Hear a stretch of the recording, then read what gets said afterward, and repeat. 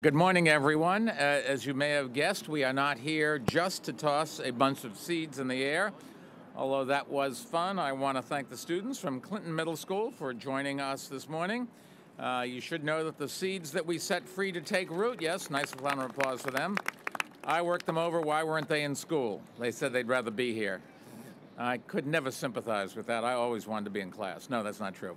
The seeds that we set free are free to take root and will soon grow into flowers and grasses, much like the ones already grown along these tracks. And by the time they are fully grown and well before these guys have graduated from high school, this will have become the third and final section of a beautiful, groundbreaking, and now world-famous High Line Park. And we are officially beginning construction on that final section known as the High Line at the rail yards right today, this day. September 19th, 2012. Mark it down. Let me tell you a little bit about how this new section of the High Line will look. It will run half a mile north from the existing park, extending from West 30th to West 34th Streets and from 10th to 12th Avenues. It will wrap around and take its name from the West Side Rail Yards, an active train yard for the Long Island Railroad. Related Companies, one of the great developers in our city, has leased that property from the Metropolitan Transportation Authority and will develop a 26-acre mixed-use neighborhood, Hudson Yards, on a platform above that site, and Hudson Yards construction is slated to begin this fall.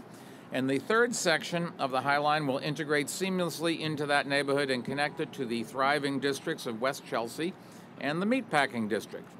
Now, the rail yard section will extend and expand on elements of the High Line's distinct design, aspects like the existing park's peel-up benches, walkways built around preserved train tracks, and plantings that invoke the self-seeded wildness or wilderness that took root over the years since the tracks had been abandoned. In fact, a portion of the park's walkway will pass alongside landscape preserved almost exactly as it is today, giving visitors a clear picture of how the tracks looked before the park's construction. There will also be new picnic and play areas, spaces for gathering, relaxation, and public events, and many more of the unique features that make the existing High Line so popular. Construction will proceed in 3 stages at an estimated total cost of $90 million. The city is providing $10 million in capital funding, and Friends of the High Line have committed another $20 million in private donations, and that provides us with the funding to cover the first phase of construction on the rail yard section. Related Companies and Oxford Properties have also committed to providing $27.8 million in funding towards the capital construction, as well as additional funding for the park's maintenance.